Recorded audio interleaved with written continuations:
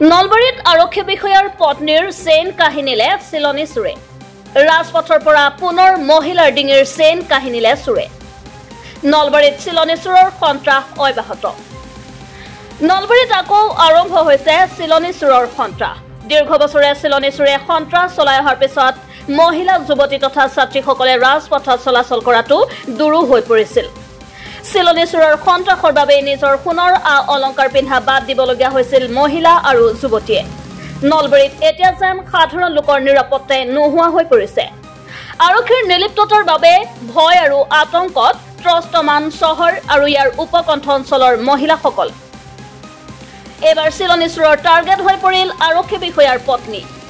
জিলাখনৰ বৰভাগ ফুনকানী গাঁও নিবাসী তথা ৰঙিয়া থানাৰ আৰক্ষী বিষয়া বিচিত্ৰ কলিতাৰ পত্নী প্ৰতিভা কলিতা আহিছিল নলবাৰীৰ পুলিচ ৰিজাৰ্ভৰ সমীপৰ এটা আত্মীয় পৰিয়ালৰ গৃহলৈ পৰিয়ালটোৰ গৃহৰ পৰা ই ৰিক্সাৰে আহি থকা অৱস্থাত গণেশ মন্দিৰ চকত পিছে পিছে আহি থকা নম্বৰ প্লেট বিহীন এখন কেটিএম বাইকত অহা দুই যুৱকে ৰাজপথৰ পৰা মহিলাগৰাকীৰ ডিঙিৰ পৰা সোণৰ চেইনডাল টানি লৈ পলায়ন কৰে লক্ষাধিক টকা মূল্য আছিল সোণৰ চেইনডাল চেইনডাল চুৰি কৰিয়ে কেটিএম বাইকত অহা চুৰ দুটাই ৰাষ্ট্ৰীয় ঘাইপথেৰে ঘগ্ৰাপাৰৰ দিশে উধাও হয় গণেশ মন্দিৰ চকৰ সমীপতে সংঘটিত হয় এই ঘটনা আমি আহি তিনি গণেশ মন্দিৰৰ পইণ্টটো চাইডে আমি আহি থাকোঁতে মানে গাড়ীখন অলপ মানে শ্ল' কৰি দিলে কি গাড়ী আছে আমাৰ ই ৰিক্সাখন যেনতে সিফালৰ পৰা মানে মই দেখা নাই আৰু মই পিছত চকীত বহি আছোঁ একদম টান মানে টানি মাৰি লৈহে গ'ল কি লৈ গ'ল মই ধৰিবই নিলোঁ মানে ইয়াতে আৰু দেখাব লাগে মোৰ আগৰখিনি বহি থকাখিনি বাইকত মানে দূৰৰ পৰা মই দেখা পাইছোঁ বাইক নাম্বাৰ প্লেট নাই কিন্তু বাইকখনত কেইজন আছিল দুজন আছিল কি লৈ গৈছে আপোনাৰ এই চেইনটো লৈ গৈছে কিমান মূল্য মূল্য কিমান অলপ বেছি আছে প্ৰায় 1 লাখ টকা চকটোত পহৰাত আৰক্ষীৰ লোক থকাৰ পিছতো গণেশ মন্দিৰ চকত কিদৰে চিলনী চুৰে মৰসাহ কৰিলে সেয়াও ৰহস্যজনক কথা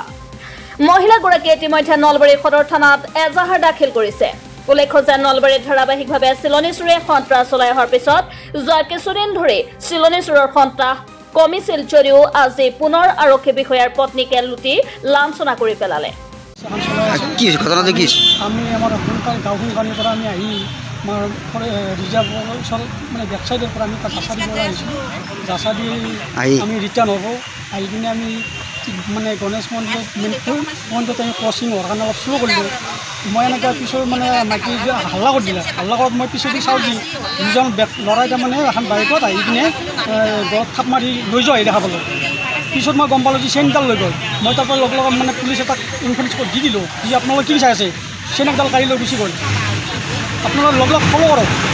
মই সেনেকৈ ক'লোঁ তাৰপিছততো কোনো ল'ৰাই নাই পিছতহে গম পালোঁ যে এনে আৰু গোটাখিনি লগ লাগিল এতিয়া চিলনী চুৰ একচুৱেলি ক'ব লাগিলে সেনেকুৱাই আৰু কিন্তু এইটোতো বৰ সাংঘাতিক কাম হৈছিল মেইন এটা যি মানে চাৰিআলি মেইন পইণ্ট য'ত নেকি প্ৰশাসনৰ মানে গোটেইখিনি হেৰি থাকে ইয়াতে কিন্তু এনেকুৱা হ'ব নালাগিছিল পুলিচৰ পত্নীৰ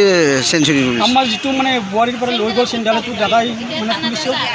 চাকৰি কৰে ৰঙিয়া থানাত মানে কি এতিয়া মহিলা নিৰাপত্তা নোহোৱা হৈছে মহিলা নিৰাপত্তা নোহোৱা হৈছে বুলি ক'ব লাগিব প্ৰশাসনৰ কোনো ধৰণৰ গুৰুত্ব নাই প্ৰশাসনৰ গুৰুত্ব নাই যেন এতিয়া আৰক্ষীৰ লোক তথা পৰিয়ালৰ লোকৰে নিৰাপত্তা নোহোৱা হৈ পৰিছে এইখন অসমত news desk report Assam voice.